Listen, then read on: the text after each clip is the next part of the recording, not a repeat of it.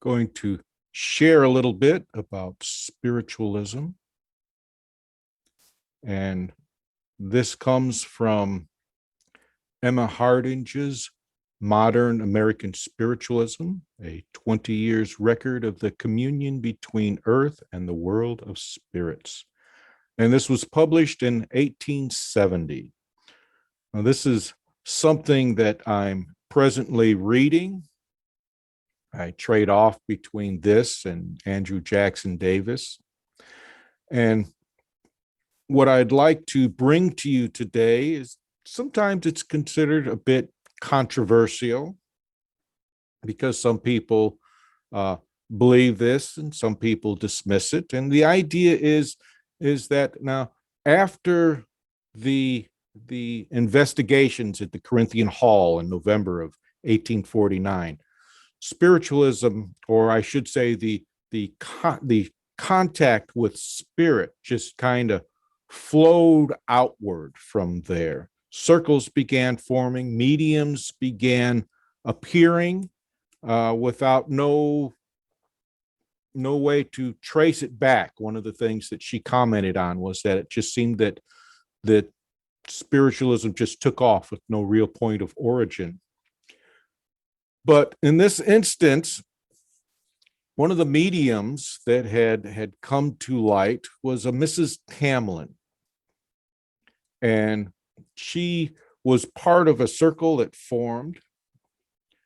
But what I'm want to focus on, not necessarily the circle she formed, we'll probably cover that later.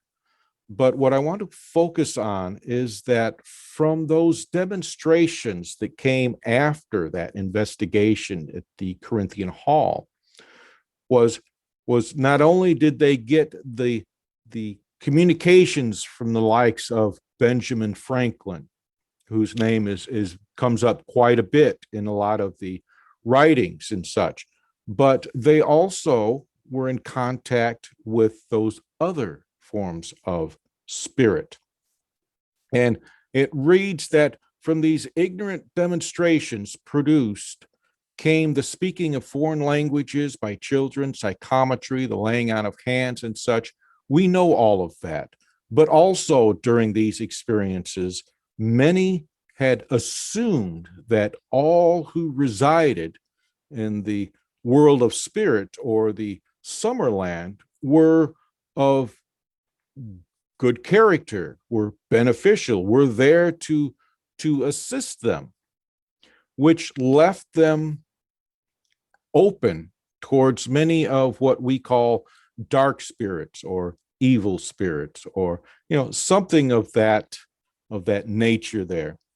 But the way she explains it is that these entities, these spirits, were criminals when they were here on this plane. So think of the career criminal and what that implies. Career criminal suggests that's their job. This is what they do for a living. And as they opened themselves up to these communications, they were also opening themselves up to these types of people on the other side as well. And as those who entered into the Summerland, we assume they progressed. Some were of the opinion that as soon as you make your transition, you become wise and worldly and such. And these things they didn't necessarily find. What they found was that progress is natural, and we know that.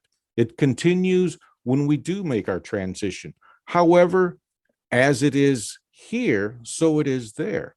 Not everyone chooses to make that progression. They allow that progression to happen on a very subtle nature. And because it's very subtle like that, they don't do anything to move it forward. It's a very slow process.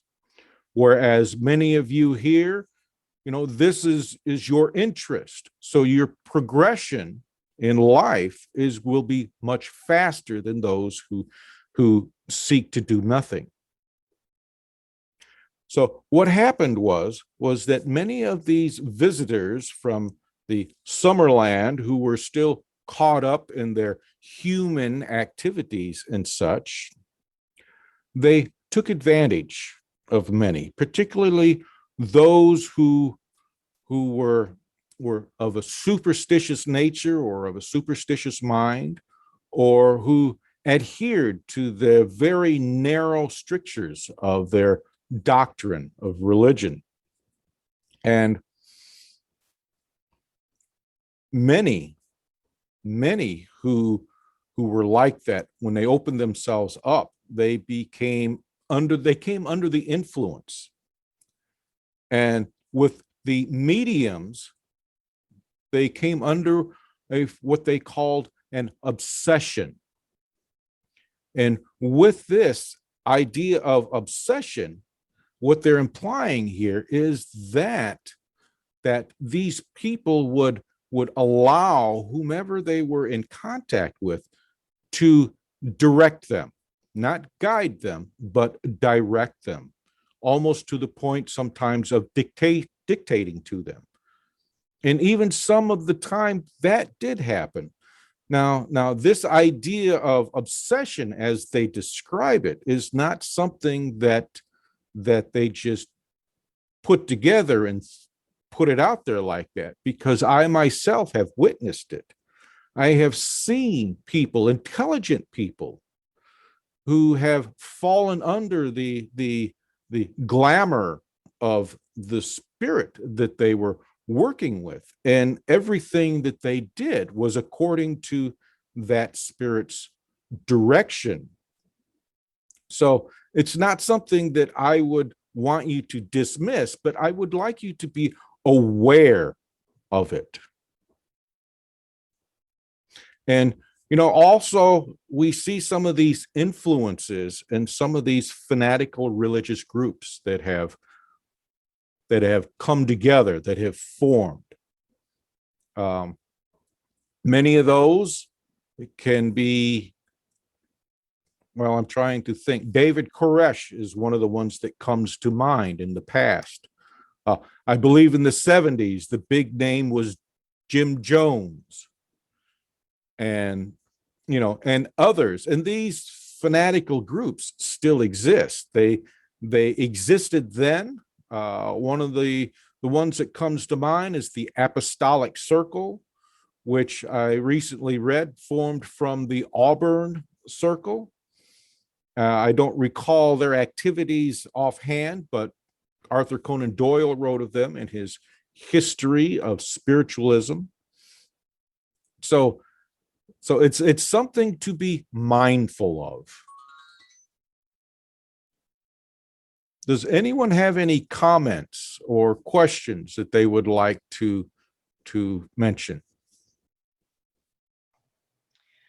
Could you elaborate on how you mean obsession? Because it almost sounded like influence.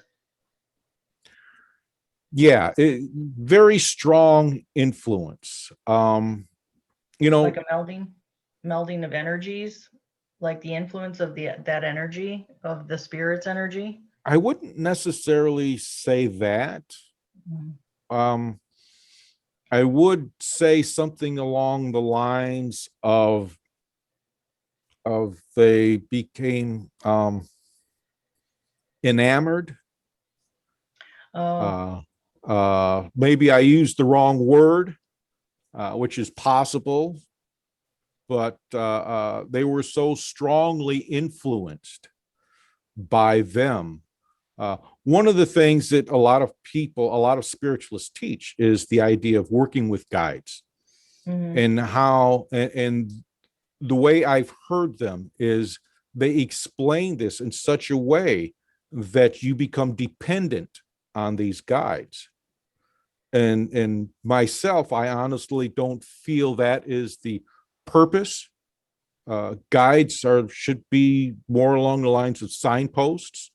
They give you direction when you need it. They're there to help you, assist you, but not to do for you. And with this idea of obsession, that's what those spirits were doing, where they were doing for them.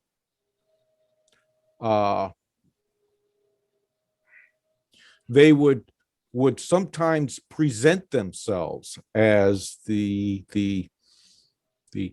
prophet Daniel, or the apostolic circle that formed from the Auburn circle.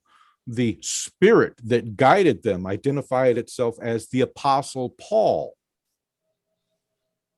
and caused them to, well, they did some things that would be considered fanatical. So, that's the type of thing well, cult leaders with their personality and such, even when you make that transition, that essence is still intact. And if that's where you're at in your, I don't want to say development, but in your progression, because nature is always moving us forward. Nature is not something that moves backwards. It always moves forwards. So if they're still caught up in that and they haven't moved out of that for whatever reason, they carry that with them. And it's their habit. They're going to continue with those habits. And because it's part of their habit, a sociopath here on this plane is operating at a disadvantage. They actually have a disability, because the neurons, the mirror neurons that allow us to empathize and understand emotions, they're lacking in the sufficient number of that. But that doesn't necessarily indicate that they would be lacking when they made their transition. It's merely a condition of the tool that the spirit was using. And in fact, there are many sociopaths who operate in our society, and we don't know, because they observe emotions and they use what they've observed. So we don't know how many there are. We only know the ones that stand out. Yeah, that's true. So, and their habits that they developed here, if they develop habits that we would consider philanthropic, those habits would carry on with them when they made their transition.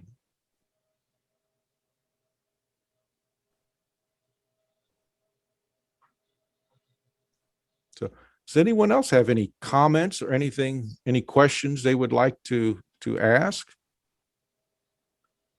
I would just add that I think the what it comes down to me is that as we awaken to the necessity for personal responsibility and taking ownership of everything that happens.